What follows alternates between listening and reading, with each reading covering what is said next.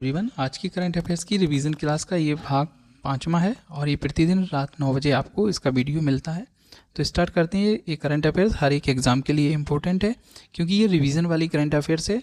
ठीक है, आप कहीं से भी पढ़िए, यहाँ आके आप 5-10 मिनट में रिवीजन कीजिएगा और आपने आपकी योग्यता को चेक कीजिएगा। तो पहला प्रश्न है, आरबीआई ने वित्त वर्ष 2024-25 के लिए केंद्र सरकार को कितना अधिशेष हस्तांतरित करने की मंजूरी दी है? तो इसके 4 ऑप्शन है। 1.5 लाख करोड़, 2.1 लाख करोड़, 3.0 लाख करोड़, 2.68 लाख करोड़। तो इसका सही आंसर आपको पता होगा, 2.68 लाख करोड़। अगला प्रश्न है, मई 2025 में सुप्रीम कोर्ट द्वारा जारी कैडर समीक्षा आदेश में कौन सा बल शामिल हुआ? तो जितने भी बल होते हैं वही सभी शामिल हुए थे, तो ऐसा ऑप्शन तलाश लीजिएगा जिसमें सभी बल हो। तो इसका सही जवाब कौन सा है? सी। अगला प्रश्न है, मई 2025 तक सिंगापुर के वर्तमान प्रधानमंत्री कौन है? तो लॉरेंस जो हैं वो वर्तमान प्रधानमंत्री हैं, तो सी सही जवाब है इनका। अगला प्रश्न है, दक्षिण पश्चिम मानसून 2025 केरल कब पहुंचा? कुछ मौखिक प्रश्न होते हैं तो उनको ऑप्शन पढ़ने की ज़रूरत नहीं रहती, सीधा डायरेक्ट दिमाग से सोच के ये आंसर कर सकते हैं। जैसे कि ये है, तो 25 मई की न्यूज़ आई थी, 24 मई की न्यूज़ आई थी, तो इसका सही जवाब क्या है? 24 मई। अगला प्रश्न है, विश्व फुटबॉल दिवस प्रतिवर्ष कब मनाया जाता है? ये बिल्कुल क्लियर जवाब है, 25 मई को। तो 25 मई देखो वहाँ टिक कर दो, 25 मई बिल्कुल सही जवाब है। अगला प्रश्न है, नीति आयोग के वर्तमान सीईओ मई 2025 के अनुसार क्या थे? तो वीआर। तो वीआर जहाँ पर दिखाई दे तो वहाँ टिक कर दो, वीआर। अगला प्रश्न है, भारत किस देश को पछाड़कर दुनिया की चौथी सबसे बड़ी अर्थव्यवस्था बने? ये न्यूज में था, जापान। तो जापान पे टिक कर दो। अगला प्रश्न है, 78वें कौन फिल्म महोत्सव में पाल्मे डी और किसने जीता? पाल्मे डी और किसने जीता? तो ये चेक करने वाली बात है। तो ये है हायाकावा जी, सुजुकी यूही, जाफर फनाही, सगर फरदही। तो इसका सही जवाब याद रखने वाला है जाफर फनाही। अगला प्रश्न है, प्रधानमंत्री नरेंद्र मोदी ने मई 2025 में नए लोकोमोटिव विनिर्माण संयंत्र का उद्घाटन कहाँ किया? तो गुजरात में किया। गुजरात की कौन सी जगह में किया, ये देखने वाली बात है। बड़ौदा गुजरात, सूरत गुजरात, दाहोद गुजरात, राजकोट गुजरात। तो इसका सही जवाब जो है वो है दाहोद गुजरात। अगला प्रश्न है, मई 2025 में F42 भाला श्रेणी में नया विश्व रिकॉर्ड किसने बनाया है? तो ये सबको पता है, महेंद्र गुर्जर ने। अगर आप लोगों ने न्यूज़ को पढ़ा है या कहीं से देखा तो महेंद्र गुर्जर नाम सुना होगा, तो महेंद्र गुर्जर जहाँ पे लिखा है वो सही कर दूँ, तो महेंद्र गुर्जर इसका सही जवाब है। अगला प्रश्न है, 26 मई 2025 को रोमानिया के नए राष्ट्रपति कौन बने? ये थोड़ा सा पढ़ लो फिर इसके बाद चेक कर लो। इली बोलोजान नहीं बने, जॉर्ज सिमियन नहीं बने, निकोस और डॉन यही बने थे। कौन बने हैं? निकोस और डॉन। अगला प्रश्न है, सीबीडीटी की 27 मई 2025 की घोषणा के अनुसार आईटीआर जो दाखिल करने की अंतिम तिथि है वो कब है? तो ये पता होना चाहिए, सितंबर में दी है, तो सितंबर के 15 तारीख तक।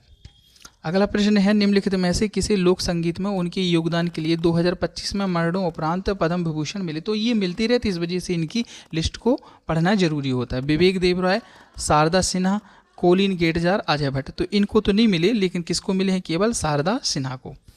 एशियाई एथलेटिक्स चैंपियनशिप 2025 में पुरुषों की 10,000 मीटर की दौड़ में स्वर्ण पदक किसने जीता? ये अगर न्यूज बेस अपन ने पढ़े हैं तो ये दिमाग में होगा, गुलबीर सिंह। तो गुलबीर सिंह जहाँ दिखेगा वहाँ सही कर देंगे। सही जवाब क्या है? गुलबीर सिंह।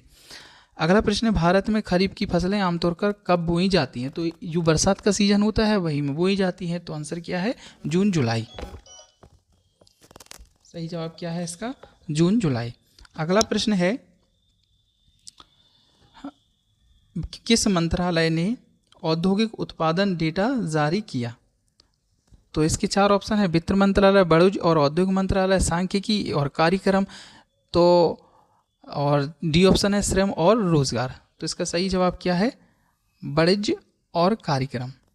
अगला प्रश्न है, अमेरिकी राष्ट्रपति ने एलन मस्क को डॉग विभाग का नेतृत्व। तो अमेरिका की राष्ट्रपति की बात आई तो किसकी बात हो रही? डोनाल्ड ट्रंप की। अगला प्रश्न है, एशियाई एथलेटिक्स चैंपियनशिप 2025। एशियाई एथलेटिक्स चैंपियनशिप ये दिमाग में होना चाहिए, कहाँ हुआ था, कहाँ हुआ की गई थी? दक्षिण कोरिया। दक्षिण कोरिया में एक ही ऑप्शन है, गुमी, तो वही आंसर सही है। अगला प्रश्न है, 29 और 30 मई को 2025 को राष्ट्रपति भवन में आयोजित 2 दिवसीय साहित्यिक सम्मेलन का आयोजन किन 2 संस्थानों ने किया? तो साहित्यिक चीज़ें जब होती हैं ना तो नीति आयोग ये लोग नहीं करते, सांस्कृतिक मंत्रालय शब्द दिखाई दे, सही कर दो। तो आंसर क्या है? सांस्कृतिक और साहित्य अकादमिक। मई 2025 में सुप्रीम कोर्ट में पदोन्नत से पहले न्यायमूर्ति विजय बिश्नोई किस उच्च न्यायालय के मुख्य न्यायाधीश थे? तो अगर ये आमतौर पर चर्चित रहे उस समय पढ़ा है तो ठीक बात है, नहीं तो इनके ऑप्शन देख लो, राजस्थान, कर्नाटक, गुवाहाटी, बॉम्बे। तो इसका सही जवाब जो है वो है गुवाहाटी उच्च न्यायालय। अगला प्रश्न है 29 मई 2025 को गुमी दक्षिण कोरिया में आयोजित 26वीं एशियाई एथलेटिक्स चैंपियनशिप में अविनाश सामले ने किस स्पर्धा में स्वर्ण पदक जीता। तो ये थोड़ा दिमाग वाला क्वेश्चन है, अगर आप पढ़ रहे हैं रेगुलर करंट अफेयर्स तो खेल संबंधित पढ़ी होगी तो इसका सही जवाब कर लोगे, अन्यथा की स्थिति में इसको चेक कर लो। 15,000 मीटर बिल्कुल गलत, 10,000 मीटर बिल्कुल गलत, 3,000 मीटर स्टीपल चेंज, तो यही इसका सही जवाब है। अगला प्रश्न है कौन सा भारतीय राज्य राष्ट्रीय रूप से 95% 95% पूर्ण साक्षरता के मापदंड को पार करने वाला दूसरा की पहले की बात नहीं हो रही, दूसरा का मतलब है गोवा। अगला प्रश्न है एशियाई एथलेटिक्स चैंपियनशिप 2025 में भारत के लिए 2 स्वर्ण पदक वही कौन थे, गुलबीर सिंह। अगला प्रश्न है मई 2025 में एनडीए की 148वीं पासिंग आउट परेड। तो पासिंग आउट परेड में इस बार ऐतिहासिक घटना ये हुई थी क्योंकि इसमें महिला कैंडिडेटों को भी भारतीय सशस्त्र बल में नियुक्ति मिली थी, तो यही हुई थी।